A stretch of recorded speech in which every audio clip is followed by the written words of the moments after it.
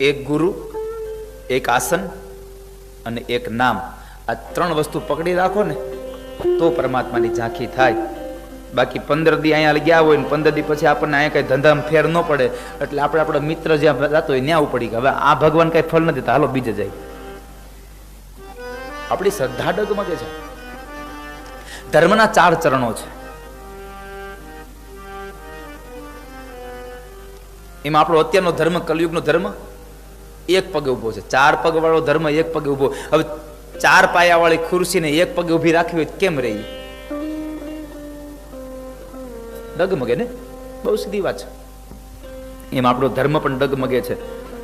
થોડાક દિવસ આપણને અહીંયા શ્રદ્ધા લાગે, એમાં થાય કે હા નાના બરાબર છે, પણ અહીંયા આપણે એકાદી આમ આપણે ઈચ્છા વ્યક્ત કરીએ કે ભગવાન આવડું આ કામ એક જરાક કૃપા કરજો.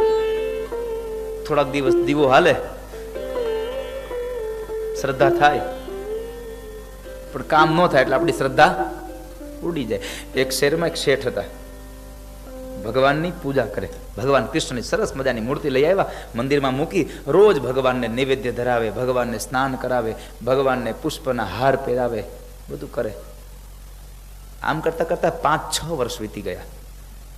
પણ એણે જે ભગવાન પાસે કામ માટે સંકલ્પ મૂક્યો હતો ને એ કામ પૂરું ન થયું. એક દિવસના સવારના પોરમાં એને આમ ગુસ્સો આવી ગયો કે આટલા વર્ષથી તમારી પૂજા કરો, કામ ન કરો. ભગવાનની મૂર્તિ ઉપાડી મૂકી દીધી ખૂણા, નથી કરવી પૂજા તમારે, જવા દો. ભગવાન કૃષ્ણની મૂર્તિ મૂકી દીધી ખૂણામાં, રામ ભગવાનની મૂર્તિ પધરાવી, એની પૂજા કરે. એમાં 5-7-10 દિવસ થયા ને તો ભગવાન રામની મૂર્તિને પૂજા કરી અને એને અત્તર લગાવ્યું ભગવાનને અત્તર લગાવ્યું. હવે અત્તર એક માણસ લગાડે એટલે કઈ અત્તર એના પૂરતું ન હોય. આ યાદ રાખજો, અત્તરનો એક નિયમ છે, મારા પૂરતું ન રહે. સુવાસની એક નિયમ છે, પોતાના પૂરતી ન રહે, આખા પ્રસરી જાય. હવે એને અત્તર લગાડ્યું ભગવાનના કપડા ઉપર ને વાઘા ઉપર, તો ભગવાન પૂરતું અત્તર ન રહ્યું, આખા રૂમમાં સુગંધ આવતી હતી. તે બરાબર આમ ધ્યાનમાં ઓલા ખૂણામાં ભગવાન કૃષ્ણની મૂર્તિ જોઈ ગયો. કૃષ્ણની મૂર્તિ જોઈ ગયો ને તો એને એમ થયું કે આ મફતની સુગંધ લઈ છે. તો ઊભો થયો, રૂના પૂંભળા લઈને ભગવાનના નાકમાં ભરાવ્યા, મૂર્તિના નાકમાં પૂંભળા ભરાવ્યા. તો ભગવાન ખૂબ હસ્યા, ભગવાન કૃષ્ણની મૂર્તિ ખૂબ હસવા લાગી, ખડખડાટ. તો ઓલો માણસ કે છે એલા અત્યાર સુધી તમને ભોગ લગાવ્યા, હાર પહેરાવ્યા, તે દી કોઈ હામું જોયું નહીં, અને આજ નાકમાં પૂંભળા ભરાવ્યા, તરત મળ્યા દાંત કાઢવા. ભગવાન કે છે હસવું એટલા માટે આવ્યું કે મને એટલી તો ખબર પડી કે તું મૂર્તિમાં પણ મને પ્રત્યક્ષ જોતો હતો, તને ખબર હતી કે આમાં કૃષ્ણ રહ્યો છે, એટલા માટે મને. જ્યાં સુધી ભગવાનમાં શ્રદ્ધા ઉત્પન્ન નહીં થાય, પ્રેમ નહીં લાગે, જ્યાં સુધી તમને એમાં અડગ વિશ્વાસ નહીં આવે, ત્યાં સુધી પરમાત્મા તમારું કામ નહીં કરે. મને એક વાતનો જવાબ આપો, પૂજા ભગવાનની હોય કે પૂજા મૂર્તિની હોય? આ પ્રશ્ન છે મારો તમને. પૂજા મૂર્તિની કે ભગવાનની? કેટલા લોકો ભગવાનની બોલો? અમુકે મૂર્તિમાંય નહીં, ભગવાનમાંય નહીં. ફરી પાછું, નરોવા કુંજરવા.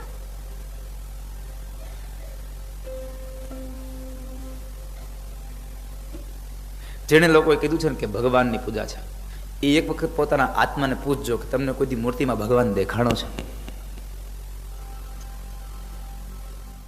મારે તને જોવો છે તારે મન દેખાવું નથી, આજ કરી લે ફેસલો કાં હું નહીં કાં તું નહીં.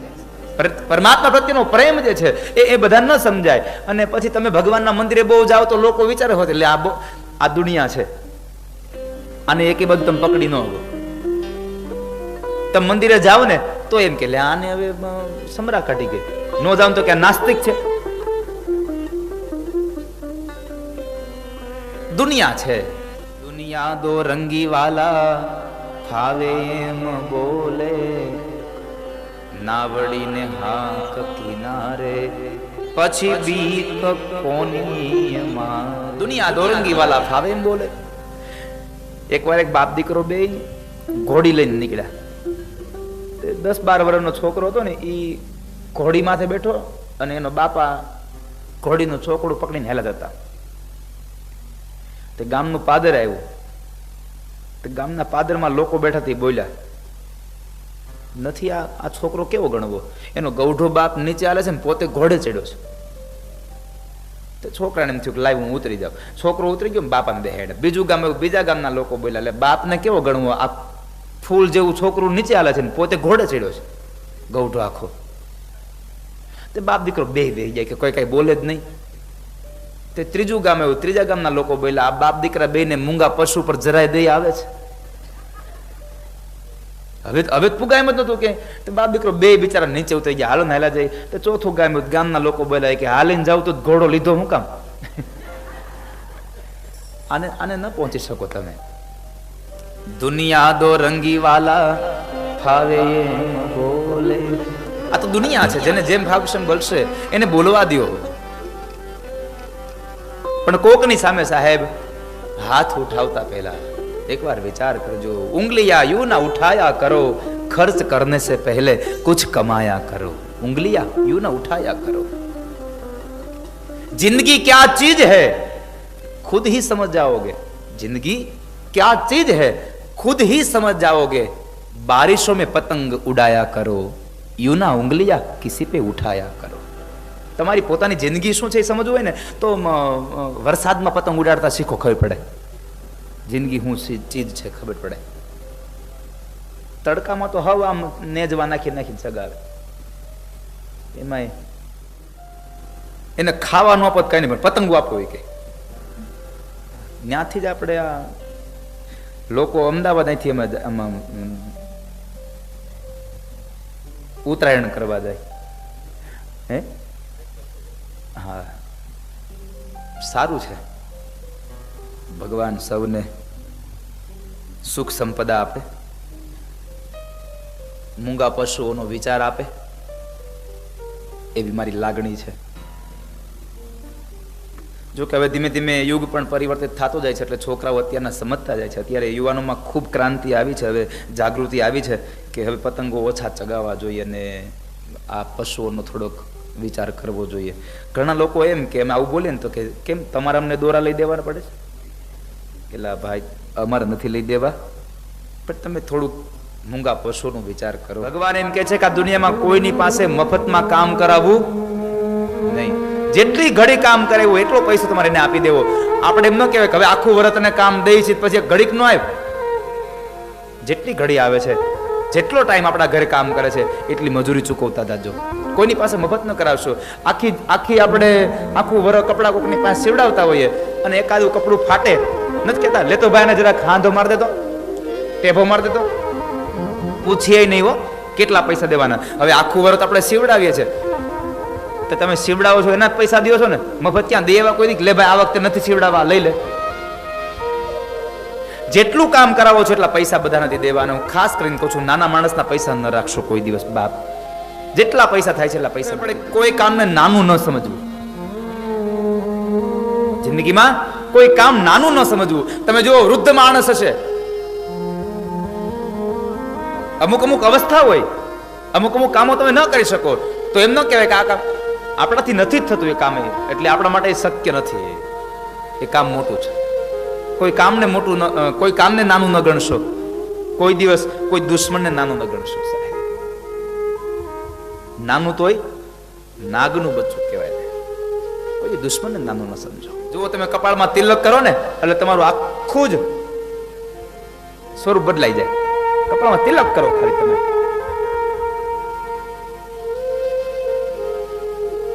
હવે તો સિસ્ટમ આવી છે ને, કપાળમાં તિલક નહીં કરવાનું. આ બાજુ આવ્યું છે, નાકમાં દાણો નહીં, અહીંયા બિંદી નહીં.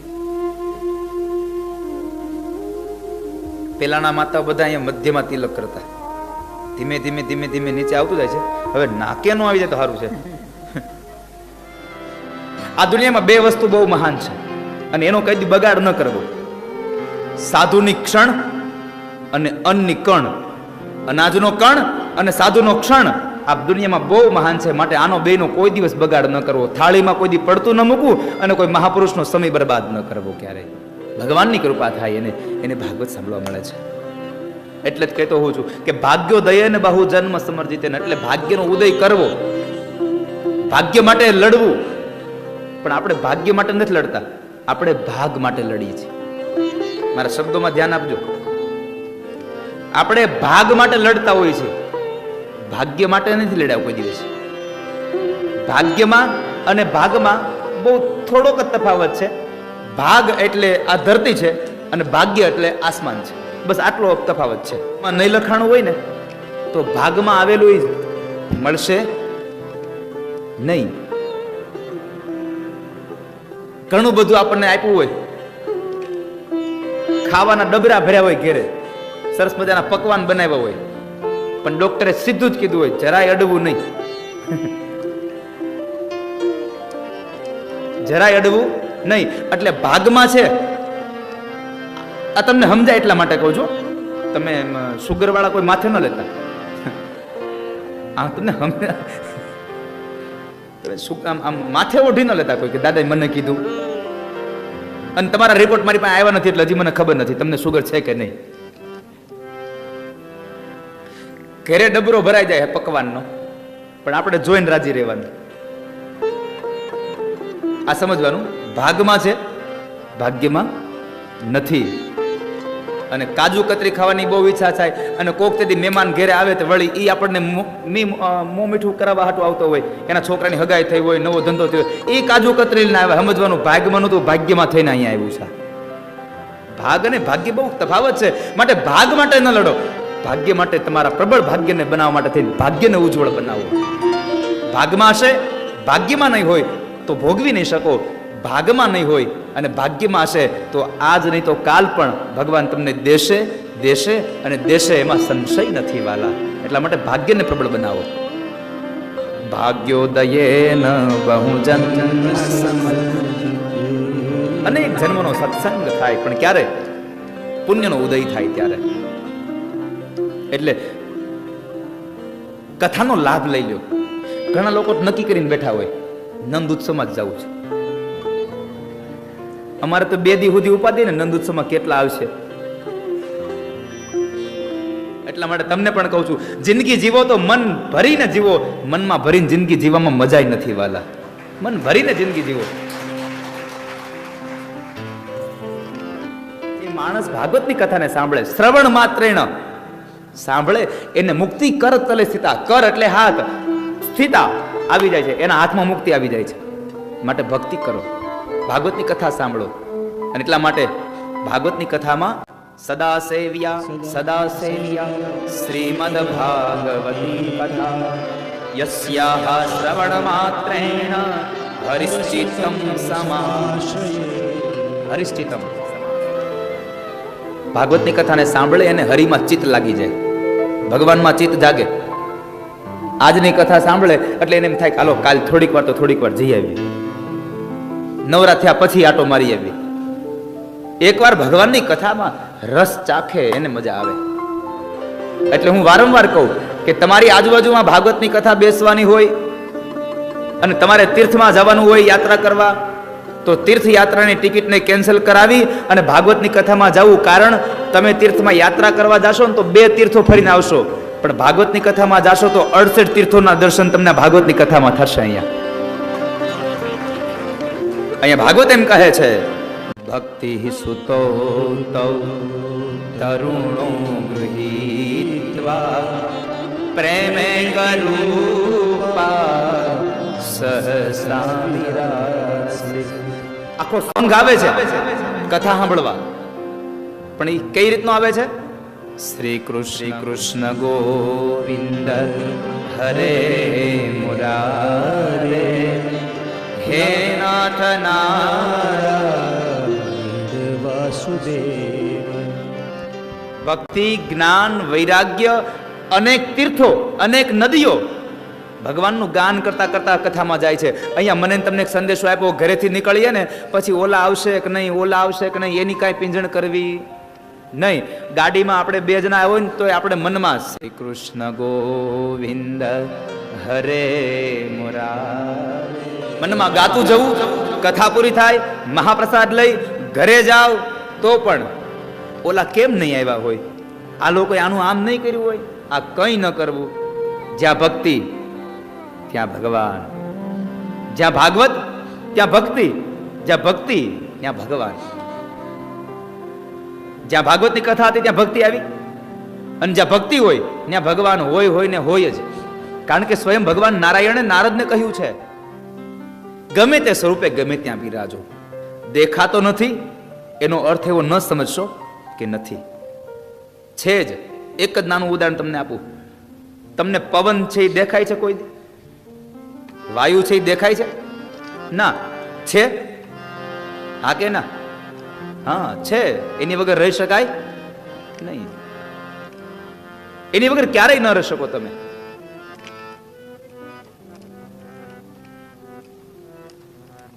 ક્યારેય એવું ન કહેશો કે વરસાદ નથી. ક્યારેય એક બહુ સુંદર શેર છે, ક્યારેય એવું ન કહેશો વરસાદ નથી. એટલું કહેજો, વરસાદ તો છે, અમે ભીંજાણા નથી. ભગવાન તો છે પણ મને દેખાણો નથી, મને મળ્યો નથી. આપણી જોવાની દ્રષ્ટિ નથી. એટલા માટે એમ ન કહેશો કે વરસાદ નથી, એમ કહેશો કે અમે ભીંજાયા નથી. અમે છત્રી લઈ લીધી માથા ઉપર. ભીંજાવું ક્યાં કોઈને ગમે છે અહીંયા? એટલે જ્યાં સત્સંગ હોય છે ત્યાં ભગવાન હોય છે. એટલે તમે સત્સંગમાં જાજો. સત્સંગમાં જાશો કેટલા ફાયદા થશે, કેટલા ફાયદા થાય. અમુક તો એમ કે સત્સંગમાં જવાની ઉંમર હોય. નથી કહેતા ગૌઢા હોય સત્સંગમાં જાય, વૃદ્ધ થઈ ગયા હોય સત્સંગમાં જાય? ના, વૃદ્ધ થઈ ગયા હોય એ જ સત્સંગમાં જાય એવું જરૂરી નથી. અને હું એ વાતનો ખૂબ આમ સંતોષી માણસ થયો, હું પ્રસન્ન થયો. મારી જિંદગીમાં મને આનંદ મળ્યો કે 1 લાખ માણસ મારી કથામાં બેઠું હોય, એમાંથી 70,000 યુવાનો બેઠા હોય છે સાહેબ. 70,000 કાળા માથાના યુવાનો બેઠા હોય છે, 30,000 માણસો ખાલી ધોળા માથાના માણસો. યોગી ચોકમાં ગયા 5મા મહિના મારી કથા હતી મારુતિ ધુમંડળની. વિધવા બહેનોના પતિઓના મોક્ષાર્થે, જેનું કોઈ છે જ નહીં એવા પતિઓના મોક્ષાર્થે કથા કરી હતી. રાત્રે 1 વાગે 1:30 વાગે 1 લાખ માણસ કથામાં બેસે, પણ એમાંથી 70,000 માણસો ખાલી યુવાનો હોય છે, 30,000 માણસો વૃદ્ધ હોય છે. હવે એક યુગ આવ્યો છે અત્યારના. જુઓ તમે, યુવાનો કથામાં બેસતા થયા, યુવાનો કથાને સાંભળતા થયા, યુવાનો કથાનું આયોજન કરતા થયા. એટલે મને કહેવાનો સમય મળી ગયો કે કદાચ કળિયુગ પૂરો થવાની અણી ઉપર છે. હવે સીધી વાત છે. અને સત્સંગ કરવાની કોઈ ઉંમર ન હોય વાલા. પણ ઘણા લોકો નું ખબર, આપણે સત્સંગમાં જવું, બહુ કથામાં જવું, બહુ મંદિરે જવું તો વળી કો કેમ કે આને સમરા કાઢી ગઈ. હા, મારે કથામાં આવું જ થાય. હું ધૂન ગવડાવું ને તો ઘણા લોકોને બિચારાને નાચવું હોય, પણ એ બાજુવાળાને જોયા કરે, આવડવા કઈ નહીં બોલે ને. એમ નહીં કે આને સમરા કાઢી ગઈ. જ્યાં સુધી તમે બાજુવાળાને ભૂલી નહીં જાઓ ત્યાં સુધી તમે ભગવાનની કથામાં કોઈ દી નાચી શકશો નહીં. અને તમે નાચશો નહીં ત્યાં સુધી ભગવાન તમને કોઈ દી પ્યારા. કારણ કે કૃષ્ણને નૃત્ય બહુ વાલું છે. આ દુનિયામાં કૃષ્ણનું નૃત્ય એટલું વખાણાનું છે સાહેબ. કનૈયાની 3 વસ્તુ છે, એમાં 2 વસ્તુ તમને કહું. એક નૃત્ય અને એક એનું વાંસળી. ત્રીજી એક વસ્તુ જે છે એ પછી કહીશ કોક દીક, યાદ આવશે તો. તમે યાદ કરાવજો તો કહીશ. એક વસ્તુ બાકી રાખવી જોઈએ ને કે કાલ કથામાં ન આવો યાર. કૃષ્ણની 3 વસ્તુ બહુ આ દુનિયામાં પ્રસિદ્ધ છે. એનું નાચવાનું, એનું વગાડવાનું, એક હજી છે, એવું તમને કાલ કહીશ. યાદ કરાવજો ને કે પછી મને અહીંથી ઉતર્યા પછી મને કઈ યાદ નથી રહેતું, હું કઈ નીકળ્યું. મારે યાદ શક્તિ બહુ ઓછી છે, એટલે મને યાદ કરાવજો. ભગવાનને ભજવાની કોઈ ઉંમર ન હોય વાલા. અને એનું પ્રમાણ પણ ભાગવતમાં 2 પ્રાપ્તો. ચોથા સ્કંદનો ધ્રુવ 5 વર્ષની ઉંમરે નીકળી ગયો ઘરેથી અને મધુવનમાં જઈને ભગવાનને મેળવા. 5 વર્ષનો ભગવાનને ભજવા નીકળ્યો. આપણે 50 વર્ષ થાય તો મુકતા નથી. બીજો પ્રસંગ 7મા સ્કંદમાં પ્રહલાદજી મહારાજ 105 વર્ષના, પણ કેવાના કેટલા? 5 વર્ષના. 100 વર્ષ તો માના ઉદરમાં રહ્યા અને 5 વર્ષના થયા શર્ણમર્કની સાથે ભણવા ગયા અને ત્યાં એને ભગવાનને મેળવ્યા. ભગવાન નૃસિંહનું પ્રાગટ્ય થયું. એટલે સત્સંગમાં જવાના કોઈ ઉંમર ન હોય. એ તો આપણે લઈને બેસી ગયા છીએ. ગૌઢા થવું તો ભગવાનને ભજશું, ગૌઢા થાય તો આપણે યાત્રા કરશું. એટલે ગૌઢા થાવ તો તમારા પગ હાલે છે? પગ હાલતા હોય તો યાત્રા કરવા જવાની હોય. પછી કોકના ખંભે બેહીને જવું એ યાત્રા શું કામ નહીં? એ તો તમે ફેરા કેવા યાત્રા તો પગથી થાય. યજમાનો અમને એમ કે 7 દિનની કથા પૂરી થાય ને પછી 7ને દિવસે યજમાનો છે ને આમ મૂડ વગરના થઈ જાય. અમને નહીં ગમે 2 દી. તો એલા તને 7 દીમાં 2 દી નહીં ગમે, હવે તો અમે તો 8 મહિના આમાં પડ્યા રહી છે. યાત્રા કરવી હોય ને તો યુવાની પૈસો તમને કેટલો આપ્યો ને એ મહત્વ નથી. તમારો પૈસો તમે ક્યાં માર્ગે વાપર્યો છે ને એ બહુ મહત્વની વાત હોય છે આ દુનિયામાં. આ બહુ મહત્વની વાત છે. યાત્રા કરવી તો યુવાની અવસ્થામાં કરવી. રામચરિત માનસનો પ્રસંગ છે. ભગવાન રામે 16 વર્ષની ઉંમરમાં યાત્રા કરી છે. 16 વર્ષે યુવાની અવસ્થામાં. એટલે સત્સંગમાં જવાની કોઈ ઉંમર ન હોય. અને તમે ખોટો સમય વેરથી ન નાખશો. જ્યારે સત્સંગમાં આવવાનો સમય છે, સત્સંગમાં બરાબર માપે આવો, ટાઈમ ટુ ટાઈમ આવો. કારણ કે પછી કોને ખબર આપણને આ કથા કદાચ સમજો 19 તારીખે પૂરી થાય પછી હવે વાસીમાં કેદી કથા કોણ બેહારે અને આપણને કથા સાંભળવા મળે. બરાબર ને દકુભાઈ? આ કેદી કથા મળે. આમ મને 4-5 ચહેરા તો આમ મગજમાં હજી એમને ફિટ જ છે. ક્યારે કથા મળે કોને ખબર છે.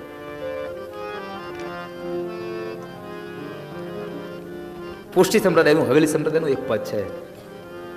આજનો લાવો લીજીએ ભાઈ, કાલનું કાચું હોય જો, સત્સંગમાંથી રજા લઈને સૌને જય શ્રી કૃષ્ણ. હરિ લીલાઓ, પ્રભુ લીલાઓ, પ્રભુ ભજાના ભાવ, સત્સંગમાંથી રજા લઈને સૌને જય શ્રી કૃષ્ણ છે. પણ હજી વાર છે.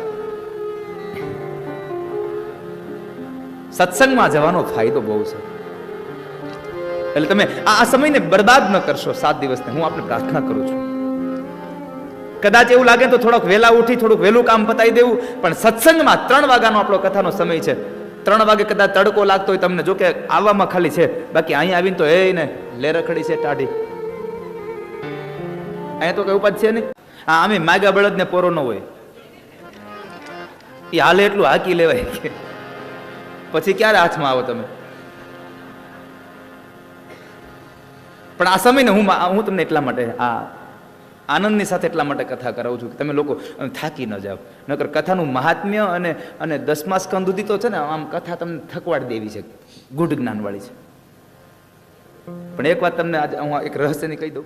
એટલે સત્સંગમાં જવા માટે થઈ અને તમે સમય બરબાદ ન કરશો. આજ નહીં કાલે જશું, કાલ નહીં. કારણ કે ઘણા લોકોએ નક્કી કર્યું હોય કે આપણે નંદ ઉત્સવમાં જવું છે. એને નંદ ઉત્સવમાં અહીંયા આવવું હોય ને તેથી તેની ઘરે મહેમાન આવે. એટલે આપણે 3 દી અગાઉથી અહીં ચાલુ કરી દેવું. અને તમે 3 દિવસ અગાઉથી અહીં આવવાનું ચાલુ કરશો ને, હું ભરોસા સાથે કહું તમારી ઘરે જે દી મહેમાન આવવાના છે ને નંદ ઉત્સવમાં, તે દી એની ઘરે મહેમાન આવશે. એટલે એ નહીં આવે.